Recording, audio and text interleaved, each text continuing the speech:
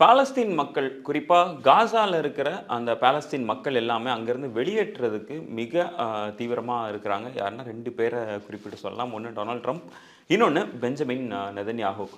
Number 1 Donald Trump வந்து அவரோட அதிபரா பதவியேற்றதுல இருந்து அவர் சொல்லிட்டு வர்ற ஒவ்வொரு கருத்துமே என்னன்னா, அந்த காசால உள்ள மக்கள் அங்கேருந்து வெளியேற்றுறதுல ரொம்ப மும்முரமாவே இருக்கார் அப்படின்னே நம்ம சொல்லலாம். ஈஜிப்ட்டுக்கு கொஞ்சம் பேர தள்ளணும் அப்படின்ற ஒரு இதா இருக்கட்டும், இல்ல ஜோர்டானுக்கு கொஞ்சம் பேர் நீங்க எடுத்துக்கங்க அப்படின்ற மாரி சொல்றதா இருக்கட்டும். இந்த மாதிரியான வற்புறுத்தல் எல்லாத்துக்குமே டொனால்ட் ட்ரம்ப் தொடர்ந்து வைத்துட்டு வர்றார் அப்படின்னு சொல்லலாம். கிட்டத்தட்ட கடந்த ஒரு மாசமாவே டொனால்ட் ட்ரம்ப் வந்து காசா மீது கொஞ்சம் அதிக கவனம் செலுத்துறத நம்மளால பார்க்க முடியுது. அதே இது பெஞ்சமின் நெதன்யாகுவுமே டொனால்ட் ட்ரம்ப்போடைய ஒவ்வொரு நகர்வுக்குமே தன்னோட ஆதரவு தெரிவிச்சுட்டு வர்றதையுமே நம்மளால பார்க்க முடியுது.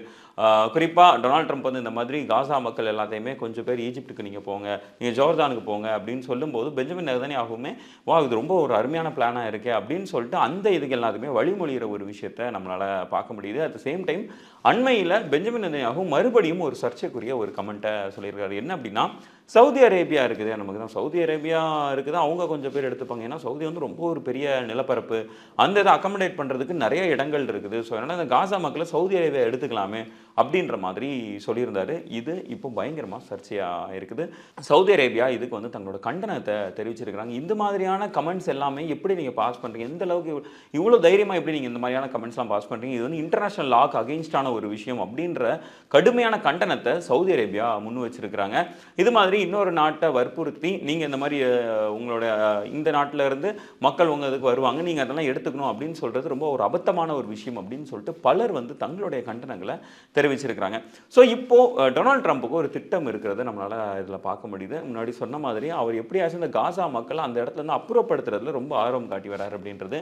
அந்த திட்டத்தை அதே இல்லை கொஞ்சம் கூட வேறுபடாமல் இருக்கிற ஒரு ஆள் வந்து பெஞ்சமின் நெதன்யாகு. ஸோ இப்போ பெஞ்சமின் நெதன்யாகு வந்து டொனால்ட் ட்ரம்ப்போடைய இந்த திட்டத்தை எப்படி செயல்படுத்த போறாரு அப்படின்ற ஒரு கேள்வியும் எழுது.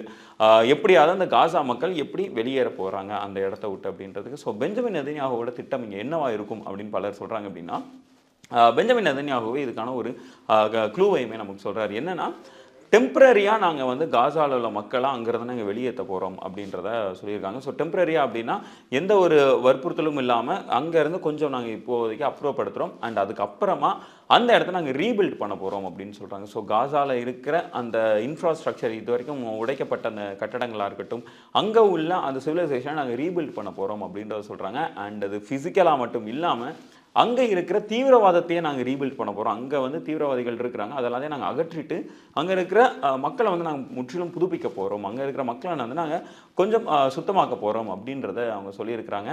அதுக்கப்புறமா என்ன சொல்கிறாங்க அப்படின்னா, நாங்கள் வெளியே அனுப்பின அந்த டெம்பரரியாக வெளியே அனுப்பின மக்களை மறுபடியும் காசாக்குள்ளே இழுத்துப்போம் அப்படின்றத அவங்க சொல்லியிருக்கிறாங்க. ஆனால் இதுக்கு பின்னாடி ஒரு பயங்கரமான அஜெண்டா இருக்குது அப்படின்னு பலர் சொல்கிறாங்க. அது என்ன அஜெண்டா அப்படின்னா, டெம்பரரியாக இங்கேருந்து வெளியே அனுப்புனதுக்கு அப்புறமா அந்த காசா பகுதியை முற்றிலுமாக இஸ்ரேல் வந்து தங்களுடைய கட்டுப்பாடுகளை எடுத்துப்பாங்க.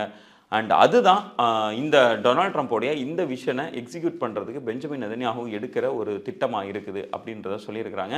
அண்ட் போக போக பெஞ்சமின் நெதன்யாகுவுக்கு எதிர்ப்பு அலைகள் அப்படின்றது வந்து அந்த மிடில் ஈஸ்ட் ஏரியாவில் அதிகரிச்சுட்டு போகுது. டொனால்ட் ட்ரம்ப்போடைய இந்த திட்டத்தை எப்படியாச்சும் எக்ஸிக்யூட் பண்ணணும் அப்படின்றதுல பெஞ்சமின் நெதன்யாகு ரொம்ப தீவிரமாக இருக்கிறது நம்மளால் பார்க்க முடியுது. 2 தரப்புலுமே இப்போ வந்து கொஞ்சம் இன்டென்ஸாகவே மாறி இருக்காங்க அப்படின்னு சொல்லும். இது எந்த இடத்துக்குலாம் போய் நிற்குது அப்படின்றத பொறுத்து தான் பார்க்கணும்.